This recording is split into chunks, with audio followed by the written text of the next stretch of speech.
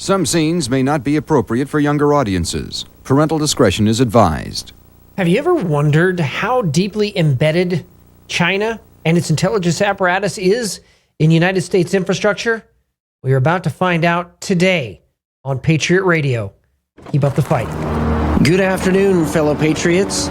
This is Matt Shea, and welcome to Patriot Radio, broadcasting live from deep inside the heart of the future Liberty State. Brought to you once again by On Fire Ministries, in the legacy of Dr. Stan Monteith, bringing you the story behind the story and the news behind the news, where it's not about right or left, it's about right and wrong.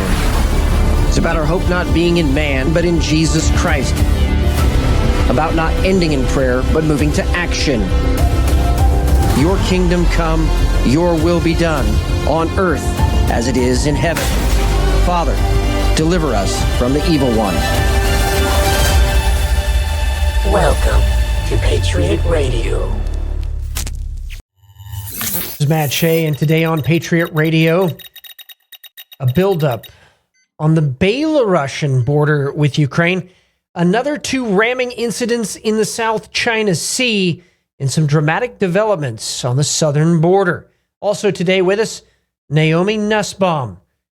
And she is going to be talking about October 7th and the aftermath for victims of terror.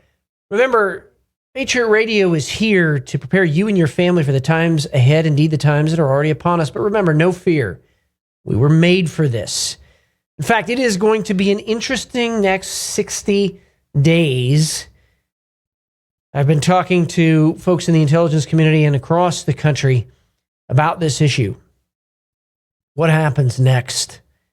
But it really doesn't change what we should be doing at the local level, and that is preparing ourselves and our families to stand and defend the great republic that we have inherited so we can pass it on to our posterity.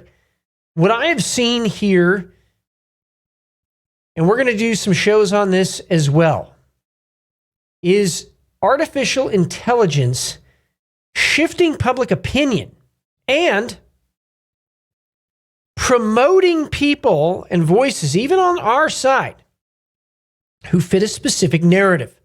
And that narrative is to frame MAGA and anybody associated with President Donald Trump as a Russian colluder for when World War III breaks out, so they can use war powers and subversive acts to come against the MAGA movement. Understand why they pegged Trump with Russia collusion and break through the narrative. And we're going to be able to break through the AI war against us. Many of us don't even know has been there. So we're going to take a systematic look at that here in the next couple of months, in addition to our continuing series on the face of evil. That brings us now to your summer of harvest, and make sure you follow us. Please subscribe to us on Rumble, Patriot Radio US. Follow us on Telegram for real-time breaking news and intelligence updates. And you can always support great causes like Epoch Times with promo code Patriot Radio and zstacklife.com, promo code Patriot Radio.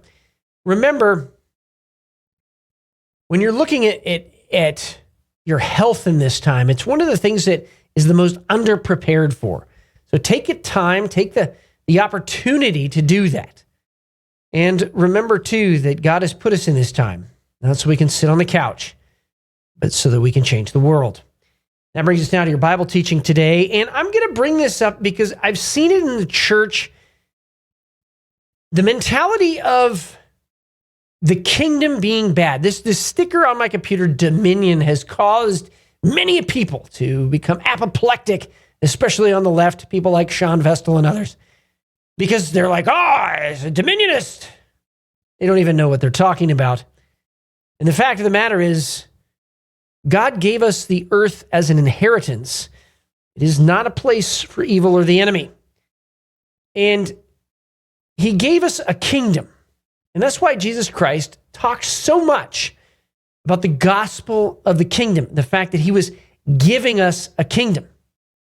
And that is so that we can walk out as his sons and daughters and expand the kingdom of Jesus Christ. The early founding fathers, the 1650s and 1660s, were very clear on this is why they did this. In fact, one famous document, the Articles of Confederation of the United Colonies, says in the very first sentence, whereas we came into these parts with one and the same end and name, namely to expand the kingdom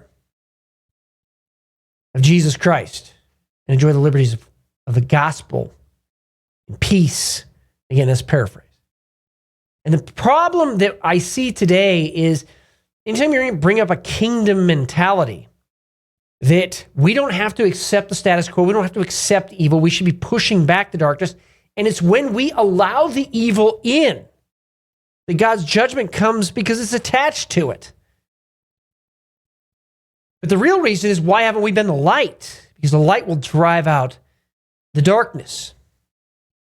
So with that said, some people will say, I'm just waiting to get out of here. I am pre-tribulation. And I'm not making fun of anybody here, but theologically and linguistically, it just doesn't fit in the book of Revelation or in Scripture. And I'm going to tell you why. Because the Apostle John in Revelation chapter 1, verse 9 says this, I, John, your brother and fellow participant in the tribulation. In other words, John's saying the tribulation has already begun.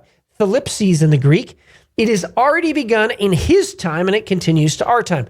Tribulation being defined in the Greek as affliction, distress, persecution. Yes, Christians are being persecuted. John's saying, I'm a fellow participant in the tribulation. And kingdom. In other words, the kingdom of Jesus Christ has come near. When it is inside of us, it has come near to the people. The kingdom of Jesus Christ is here. There is no question about that scripturally or linguistically in the Bible. But again, some people think that they're just going to hold on until they get out of here, or they're just not going to do anything to influence the culture or bring the light into the darkest areas of the world. And yet, that's exactly what the scripture says we're supposed to be doing. So, for all of us today, let us rededicate our lives to Jesus Christ so that his kingdom come, his will be done on earth as it is in heaven. That brings us now to the globalist front and your daily intelligence brief. From Technocracy News, a red alert. Free speech is dead in Europe with arrest of Telegram founder. In France, is Musk next? Telegram is used by 900 million people around the world, but Macron thinks he can bring Telegram to its knees. Also, the Emirati consulate has offered consular services to Pavel Durov, the founder of Telegram. And you gotta, and whatever you think of Telegram, and I've heard some really kind of not very well reasoned things out there because, well, he came from Russia, but on his interview with Tucker Carlson, he's very clear that he left Russia because there was censorship under the Putin regime. So this guy is not a pro-Putin guy. He's a pro-freedom of speech guy, a pro-ideas guy. And it should shock everyone that they're trying to deplatform by arresting the founder, a major social media outlet like Telegram. And I call it that because that's what it's primarily used for. And whether you agree or disagree with someone, shouldn't they have the right to say it? It's a question everywhere, from the city of Spokane to world leaders at the United Nations. Should somebody have the right to say something that you disagree with? And you'll notice that communists, Marxists, Marxist-Leninists, leftists, they always get very bent out of shape when we speak the truth, because they know the truth will conquer whatever they're trying to do. And they'll mask it in all kinds of things.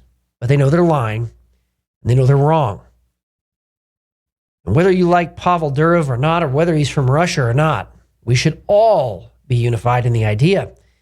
Freedom of speech is a God-given, unalienable right, and no government can take it away.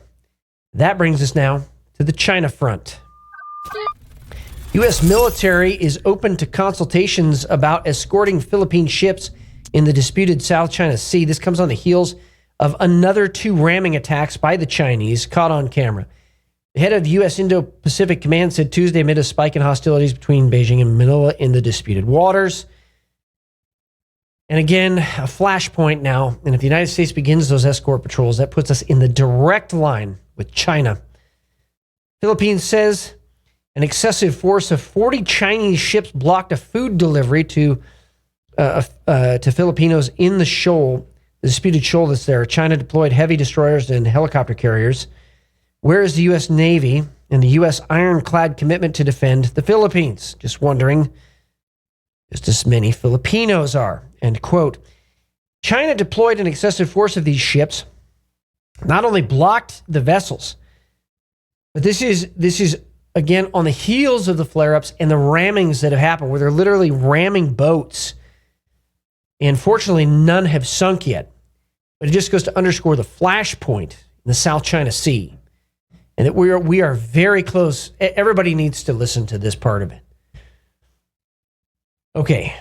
There may not be a war with China. Maybe they're playing a longer game. They're going to be patient here. They're not going to invade Taiwan September, October timeframe. Maybe they're going to just see what happens with the election. Maybe they have an inside scoop on which way the election will go. I don't know. But what I do know is these flashpoints are being set up so that sometime in the future, World War III will be kicked off in the Pacific, in the European theater, so that the powers that be can try to usher in, once again, a one world government, one world religion, and one world economy. And they've said as much. This isn't conspiracy theory. And by the way, we're kind of running out of conspiracy theories because they've all been proven true. We're going to get to one of those here in a little bit regarding Zuckerberg. But with this, the Chinese are trying to provoke a war because communists want to be in control of vast swaths of land. And primarily not just to have the land, because in General Xi Huatian's secret speech, he literally used the term Lebensraum, which was the German Nazi term, to say that the Germans needed living room and the Chinese need living room. They use the same term, literally. But it's really about something even deeper, and that is this. The Chinese communists have to stay in power, and to stay in power, they've got to keep their people mollified. And one way to do that is to go to war. I think that's missing in a lot of the analysis today, especially considering the demographics of China, which are headed in the wrong direction.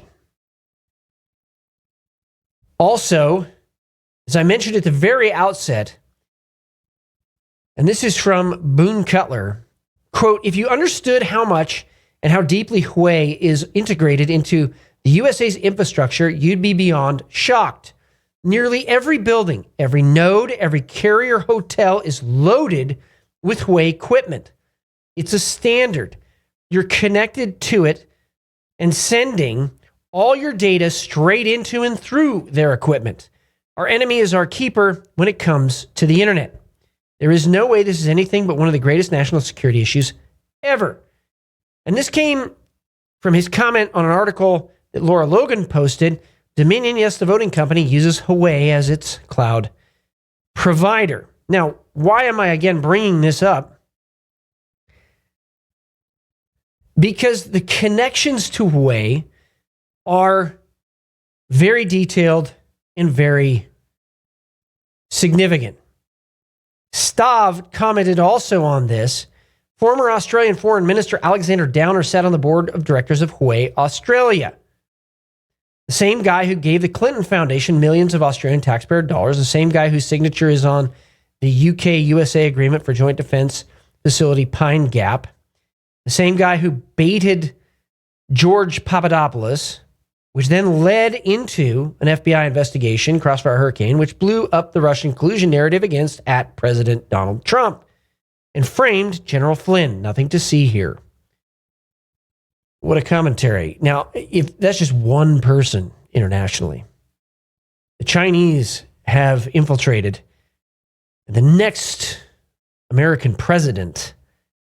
President Donald Trump needs to take this seriously and decouple and bring back our manufacturing here, but also decouple our infrastructure from Chinese equipment that is very clearly set there at the behest of Chinese intelligence.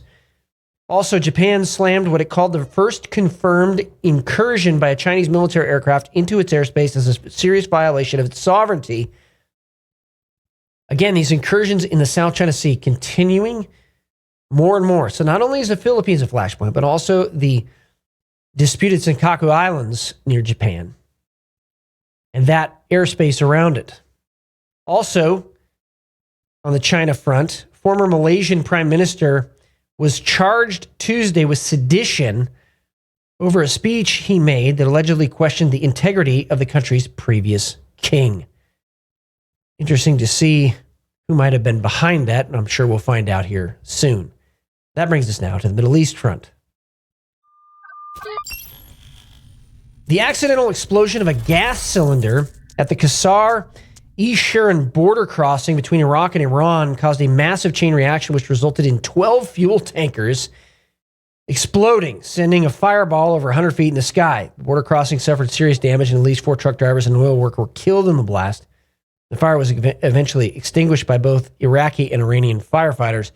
Interesting to see if that will be sabotage and if more sabotage attacks will begin in that area of the world regarding oil tankers. Also, we will also get to Sinwar. The IDF spokesman, our forces are still fighting in the field. Therefore, there are details that cannot be published regarding the operation, asking everyone to show responsibility and not spread rumors. This is in reference to the dramatic hostage rescue that happened in southern Gaza. Now, this is, by the way, the place in southern Gaza where the Biden administration was trying to tell the Israelis not to operate, and yet that's where they rescued one of the hostages. That hostage was actually rescued in a tunnel by Israeli special forces. But it sounds like the intelligence that's coming out of that may point to the new leader of Hamas and his whereabouts. We'll see here in the next 72 hours. Also, widespread operations in Judea and Samaria have begun. This was a breaking news story just as we came on the air. I'm going to leave that for the end of the show and see if anything has developed from that. Because also there was an airstrike, an Israeli airstrike on 3 vehicles in Lebanon earlier today. And I do not know who that might have been. But again, because the 72 hours after this hostage rescue and the mention of Sinwar, we'll see what happened. That brings us to the next development. The Israeli army destroyed the historic Grand Mosque in Khan Yunis, Gaza. I'm sure that's going to create some significant online blowback. But again, what's a mosque for? Well, they store weapons there. It's a barracks. It's not just a religious center. It's a school. It's a seat of government. So we saw this in Iraq where they would hide weapons continually and they would fight from mosques. So before people start judging the Israelis, take a look a little bit deeper. That brings us now to the Russia front. Geert Wilders says it's time to start deporting Syrian asylum seekers after the terror attack in Germany. All of Europe is bursting with refugees, many of whom are from Syria. Syrian terror suspects have also been arrested in asylum centers in the Netherlands. Why are we still letting Syrians in masse? End quote. Then he says, I will propose during the upcoming parliamentary session that the Netherlands also declares Syria partly safe and in principle no longer grant Syrians a residence permit and send Syrians back who are already in the Netherlands and do not yet have a permanent residence permit, end quote. It's very clear that there's pushback happening in Europe right now because of the terror attacks that are coming across Europe. But again, this is normative Islam. That's why this stuff is happening. And the infiltration of Hamas and the Muslim Brotherhood in Europe is feeding this. We're going to talk with our guests a little bit about that today, but expect to see in the future continued pushback. Now, Ukraine warns because of the Belarusian buildup on its border that if Belarus violates Ukraine's state border, all troop concentrations, military facilities, and supply routes on the territory of Belarus will become legitimate targets for Ukraine armed forces. They then listed no less than 17 potential targets. I think it's a bluff. I don't think that Belarus is going to invade, but I do think they're trying to draw some Ukrainian forces away after the Ukrainians' successful incursion into Kursk.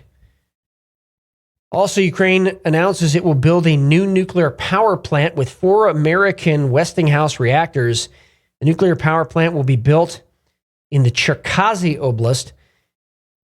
Construction had already started, but was suspended in 1981 and abandoned after the Chernobyl disaster. They're going to restart it. So I find it interesting. The Ukrainians are going toward nuclear power.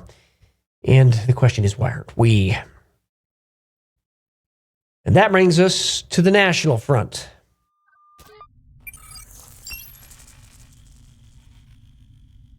You're not going to believe this, but a COVID surge has forced schools to close and bring back pandemic-era measures and more. At risk as millions head back to class next week, Alabama and Tennessee announced the closure of 2 schools, affecting more than 1,000 children just days into the new academic year.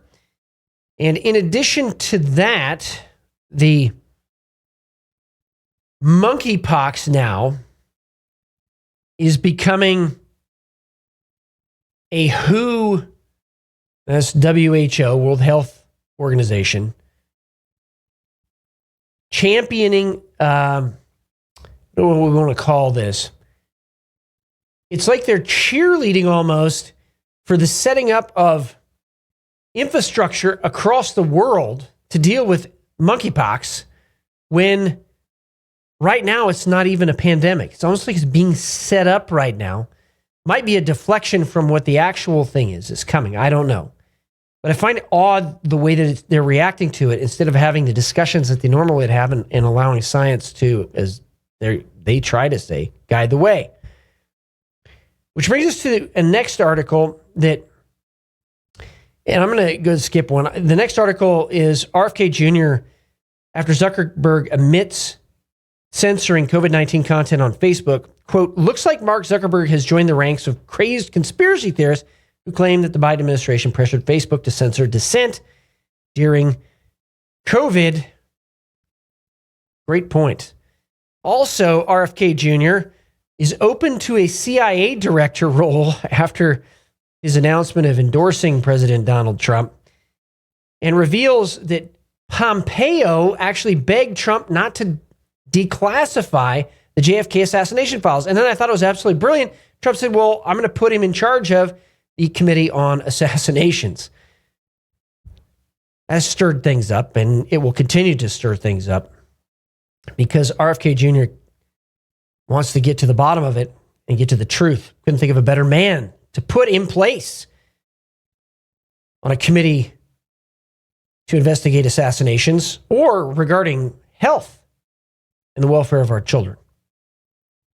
That brings us to totalitarian and unconstitutional. Tim Walz's ban on Christian teachers set to hit schools in just months. Faithful members of the world's largest and oldest religions cannot in good conscience affirm non-heterosexual sexual orientations and gender identities. Christians who do so publicly deny their faith. As a result, Governor Tim Walz's ban on faithful Christians from teaching in Minnesota public schools is set to hit the state schools in just months. It also bans adherent Jews and Muslims. Sounds like that is going to be challenged in court. From Gateway Pundit and the southern border, some dramatic developments down there on the southern border. First, Texas Governor Greg Abbott removes over 1 million ineligible voters, including nearly 500,000 dead people and thousands of non-citizens from the state's voter rolls. And then on the heels of that, Texas AG Ken Paxton launches election fraud raids on Latino Democrats' homes, including state house candidate and a local mayor. Officers seize 65 cell phones and 41 computers in the alleged scheme. Going to be interesting how this comprehensive investigation into allegations that nonprofit organizations are unlawfully registering non-citizens to vote will turn out. But it seems like he is dead serious moving forward there in Texas. Also, Leo Holman, new migrant wave heading to U.S. includes many Chinese, South Americans, and Middle Easterners. Yeah, it has for a long time. And part of the strategies we detailed with J.R. Nyquist, Soviet expert, and his conversations with Stanislav Lunev, a defector to the United States in 1993, who testified before Congress in 2000, is that they would use the southern border, but they would use a route. They would use whatever was available to infiltrate special forces into the United States, to preposition equipment, and to preposition weapons for some D-Day in the future. And this includes Unit 910 from Iran and the Muslim Brotherhood Special Section. Some D-Day in the future where they would begin to do essentially what happened on October 7th to Israel. And so chaos across America with special forces teams raping, killing, and pillaging at will. Again, this is from a Soviet expert and a defector. So the border clearly needs to be locked down, which is maybe why it's gaining such traction with people that Kamala Harris today totally switched and said, yeah, we should build a border wall. Which brings us to the regional front. Idaho Tribune, breaking news, ICE apologizes for listing Kootenai County as non-cooperative via the Kootenai County Journal. Fascinating. Perhaps there's some folks that are trying to uphold the existing laws. Now, again, a little bit of commentary here. We're going to see in the next 60 days targeted attacks against leaders, against Christian leaders, political leaders, and property here in the United States. We're also going to see a continued surge across the border. And as many of the intelligence experts that I've talked to, they believe, as do I, at some moment in the future, that all of these infiltrations by jihadis and communists into the United States of America will be October 7th times 10. And most Americans are totally unaware of this. So everything goes local. Is your local county sheriff investigating jihadi organizations and linked organizations? And is your local sheriff investigating communist organizations linked to China that have sprung up here, especially in the last 3 years?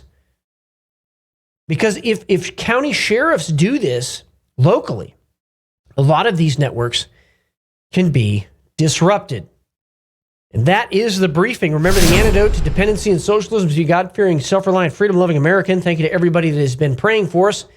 And make sure you subscribe to us on Rumble, Patriot Radio US. Follow us on Telegram for real-time breaking news and intelligence updates.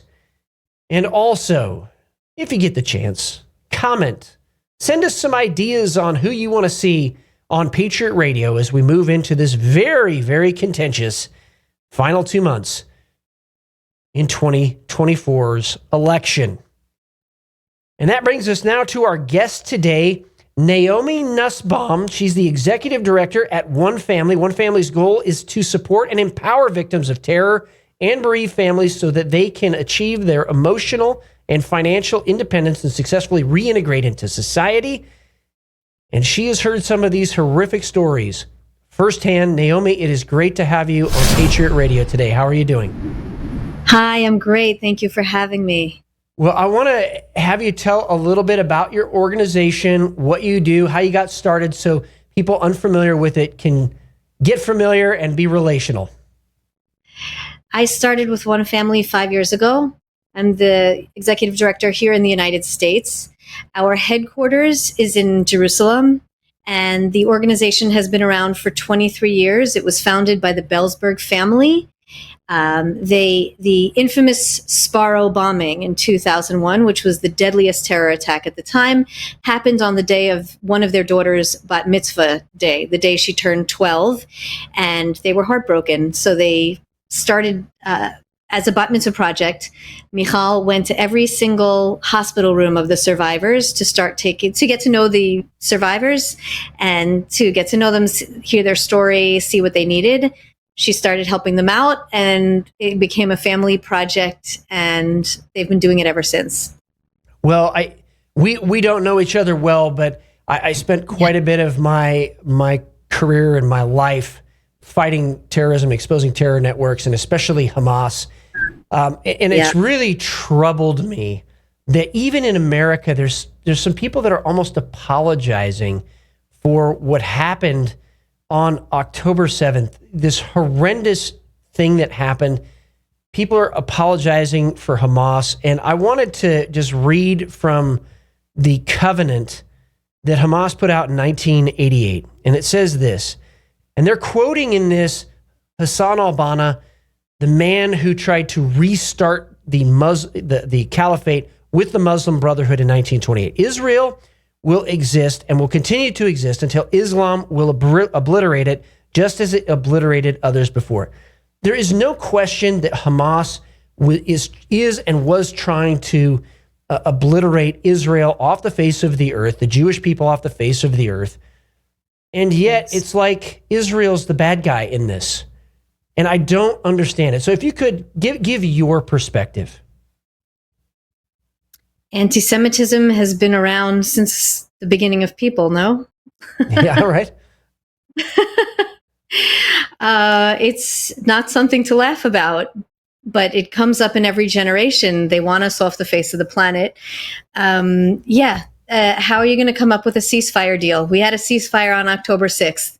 We had another ceasefire when we gave the land of Gaza 20 years ago to the Palestinians. We've given land so many times for ceasefires. It's not going to happen because they want us dead. We want peace. They want us dead. They want our land, and they want every one of us dead.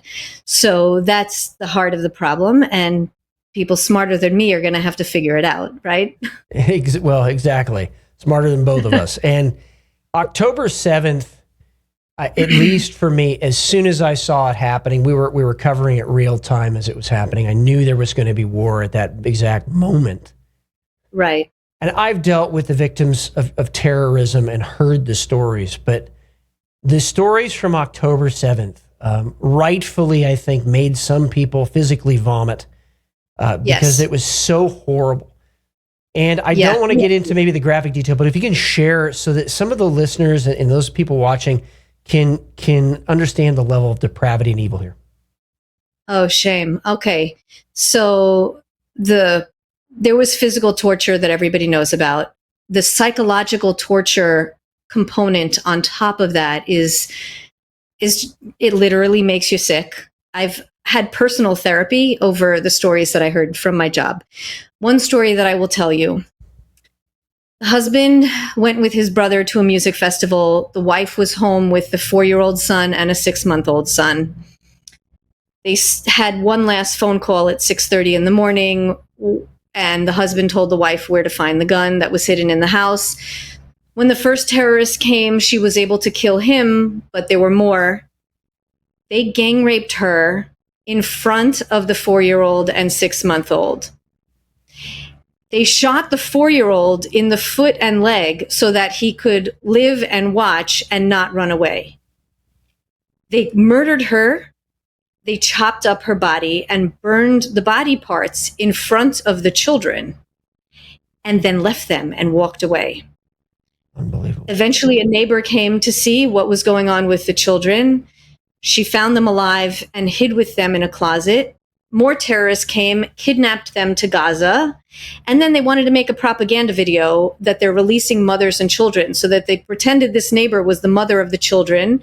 They had her hold the 2 babies and run the entire way back to Israel so they could film it, where she had to hide for like 19 more hours until the IDF came and rescued her. And the house was looted and then burned to the ground. So there are no possessions left. The mother was tortured in front of the children. The 4-year-old had to undergo surgery to correct his leg and foot. And then the father has, with survivor guilt and the loss of his spouse, has to come home. There's no house to come home to. His wife was brutally tortured, and how's that 4-year-old ever going to live? How's he going to make a life for himself? So that's the psychological torture and the depravity, for sure, right there. I just read the other day the letter from someone who committed suicide because he was hiding in the bushes. I think you probably read that same letter. And he was watching as they gang raped this girl, and she was trying to crawl toward him, and he could not live with the guilt that he didn't do anything to save her. I mean, that is an unimaginable psychological torture. Yeah. And there are people killing themselves, and we try desperately to prevent that from happening. But if you read the coroner's reports, and there aren't so many, but from the reports that we have, there were women found shot through the vagina. There were women impaled with wooden stakes through the vagina. There's women who had their breast cut off while they were being raped, and the breast was being played with like football, thrown back and forth. I have upped my therapy game to deal with the people who we try to help during the work week. And that's where I want to shift you. I needed people to hear this, and some people get upset with me about this, but we cannot turn a blind eye to this. This is the most vicious evil that is out there, and I don't want it to be whitewashed. It shouldn't be whitewashed, because I think when we do, then people get complacent again, as if it won't ever happen again. It's so sad, right? And there are comedians who say, "Oh, the Holocaust was never again." What, now it's never ever again? Next time it will be never ever ever again? How many more times? Right? This is a comedy skit that I watch on Instagram. Yeah, dark comedy skit. Well, we can't get used to it. We can't normalize it. We can't let it be that it's okay. We've been doing this for 23 years. The founders said that nothing in the past years prepared them for what happened on October 7th. They think it will take the country 30 years to recover from this. It's multi-generational torture. We just took a group of orphans, or children who lost both parents. Some of them had their parents murdered right in front of them. We took them on a 2-week healing retreat to Mexico. And the people who are adopting them are bereaved sisters and brothers, right? The aunts and uncles. Yeah. Or the grandparents. So they're all grieving, and now they're forming a new family. It's multi-generational trauma, and it's psychological warfare. I want to go ahead and take a moment and just play one of your videos that shows how you're helping some of these families. We're not going to play all of it, but just go through so people can get a flavor of the video. Go and roll it.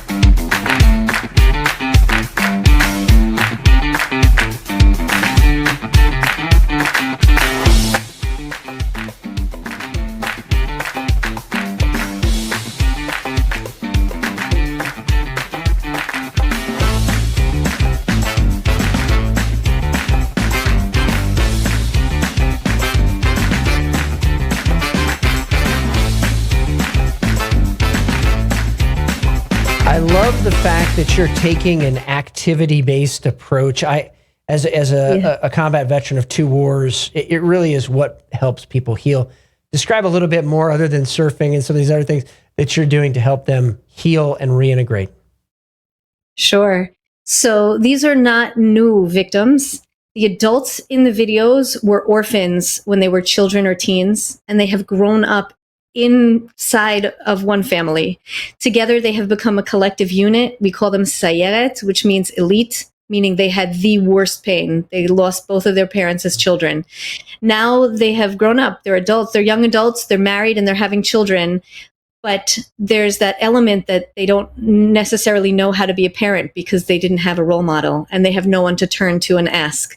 So we have them together. They know each other, right?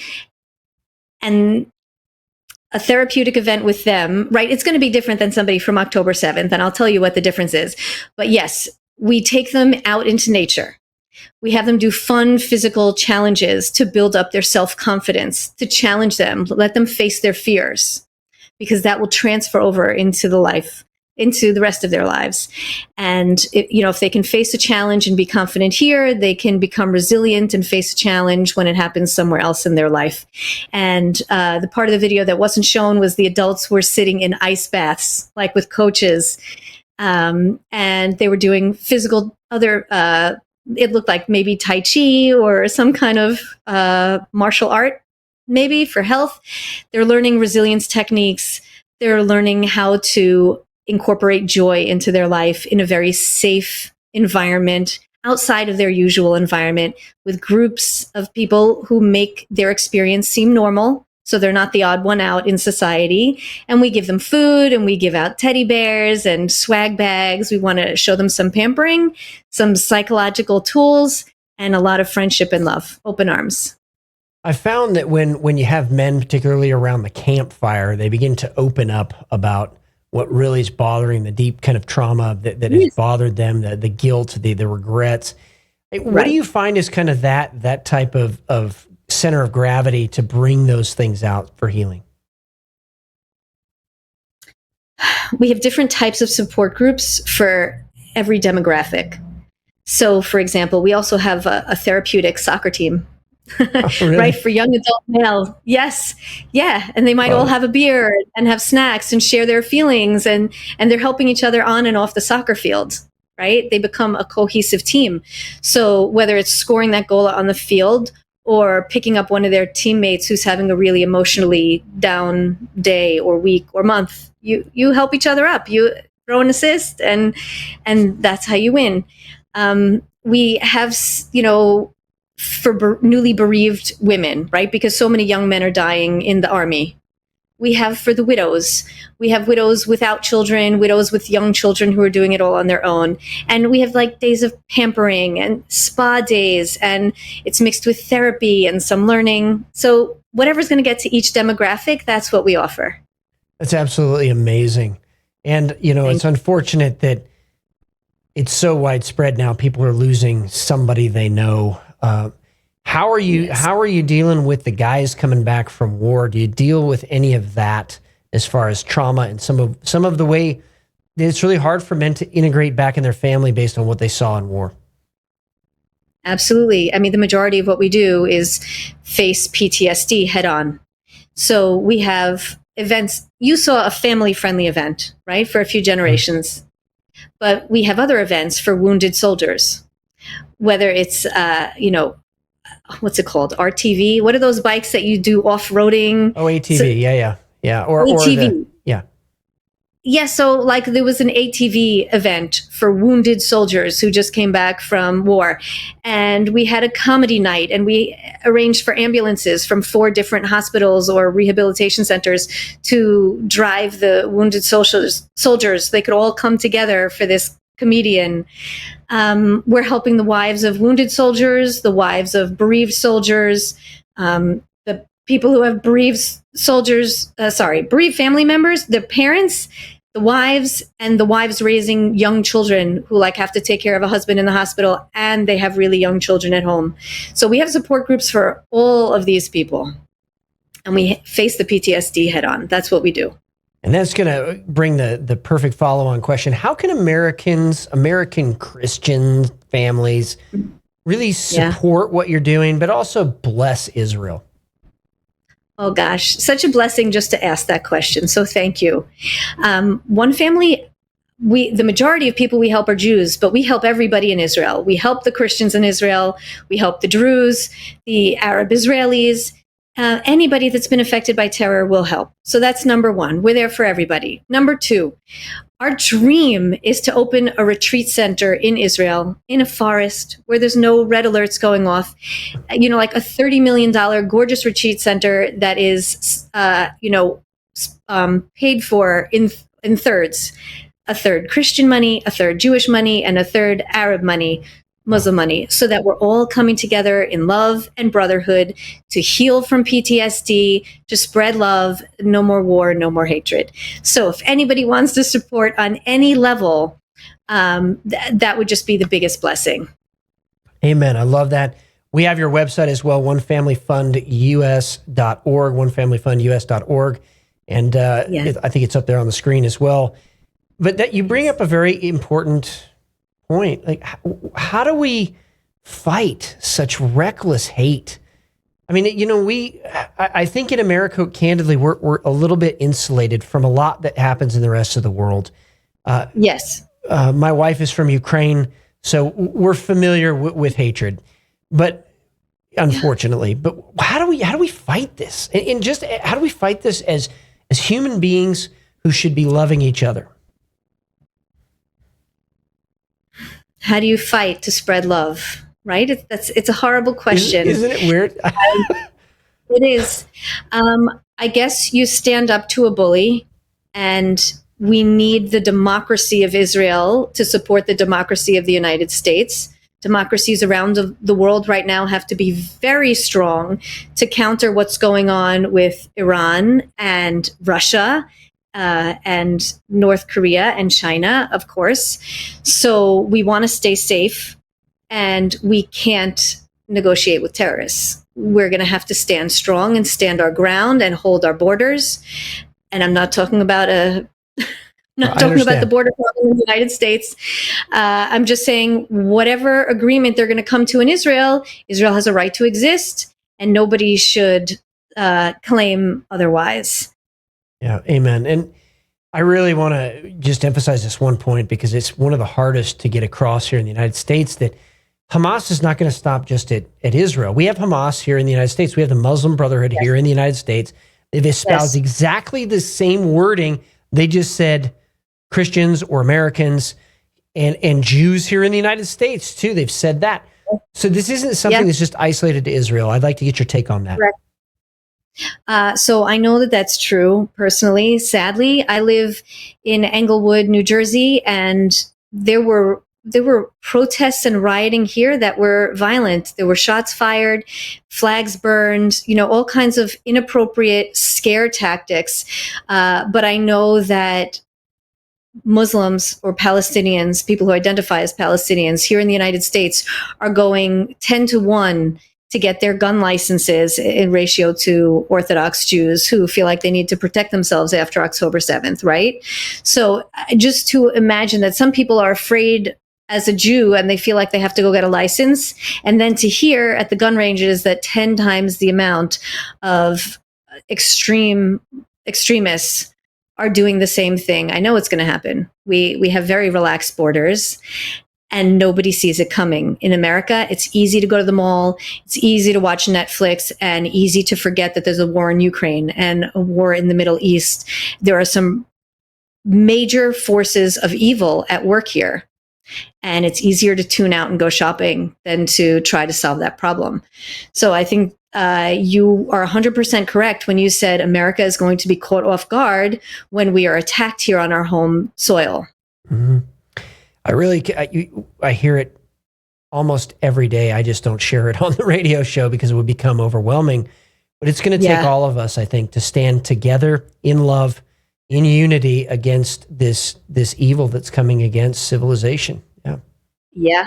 We have to be informed. We have to promote education, peace, unity. We are humans first. Truly, we are humans first. We are people. There's no place for genocide, right? There should not be a place for genocide in this world. There shouldn't be, and I can't believe we're having that conversation, that's even an issue, right? It's debatable. Yeah, but that's a sad state of affairs, and I'm sure that we could change it if we were educated enough and took a strong enough stance. I agree with you 100%. In the last minute or two that we have left, if you could, again, how can people help and help out Yes. onefamilyfundus.org. Please come to our website. Call me. I'm a chartered advisor in philanthropy. I delight in helping people make meaningful gifts.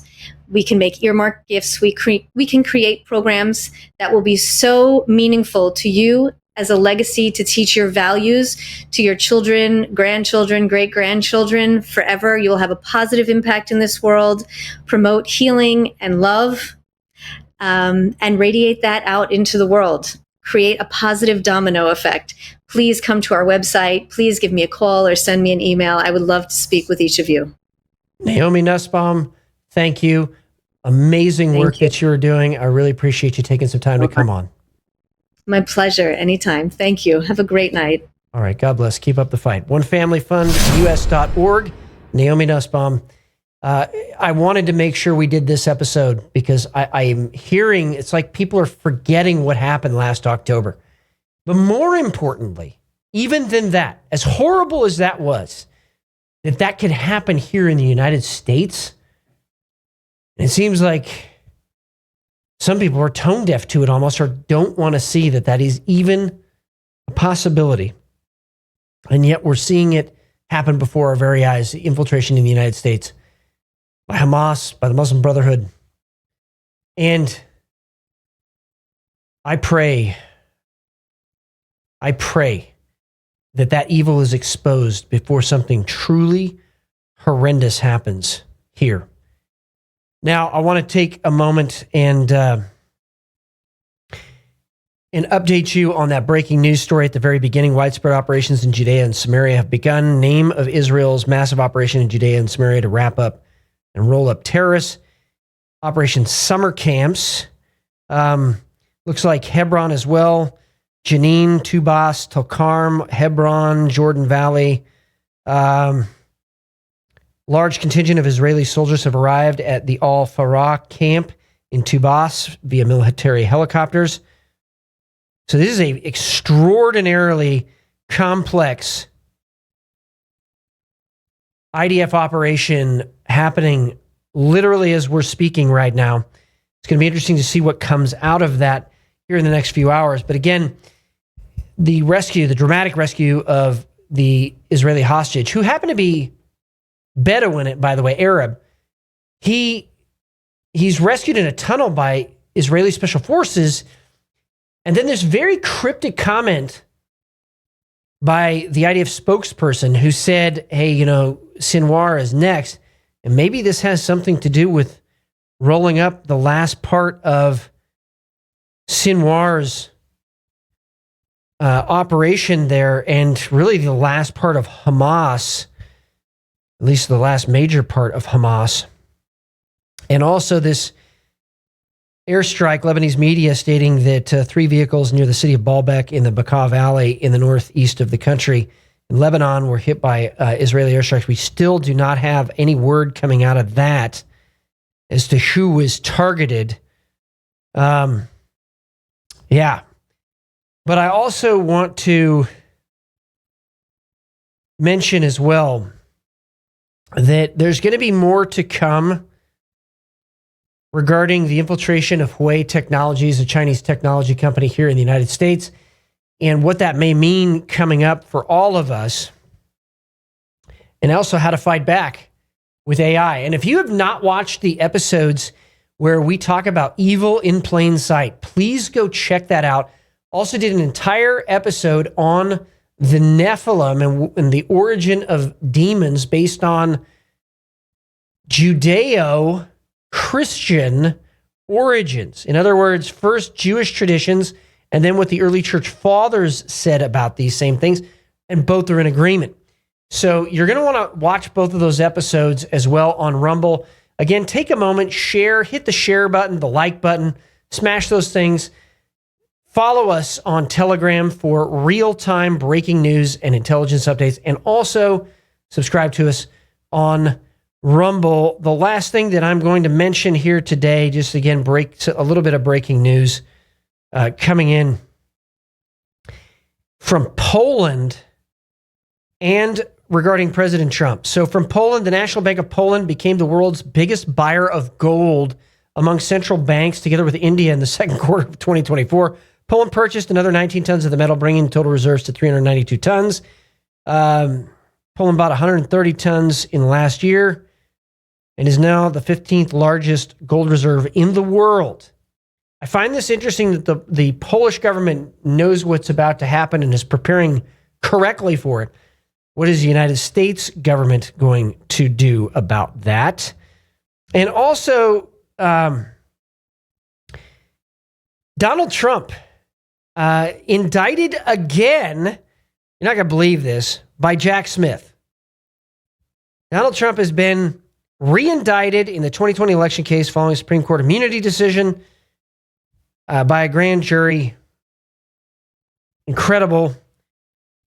And a quick preparation article that I want to mention here as well, coming to us from Indo-Pac News on China.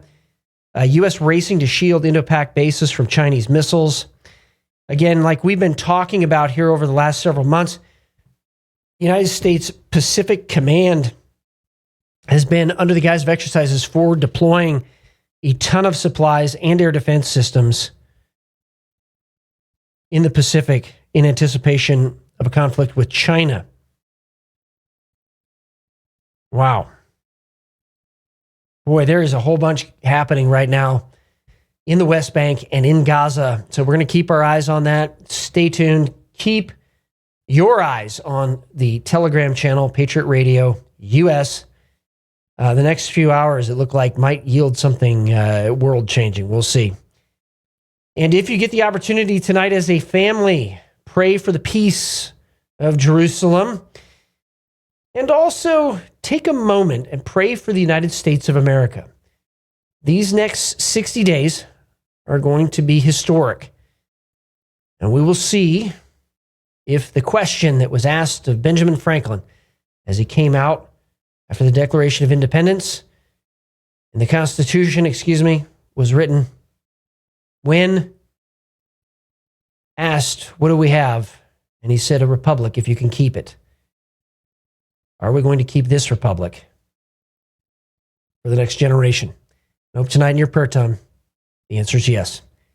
This is Matt Shea. Thank you so much for joining me on Patriot Radio today. May God bless all of you, and He is making this generation the greatest one. The awakening is here. Stand firm in the day of evil and keep up the fight.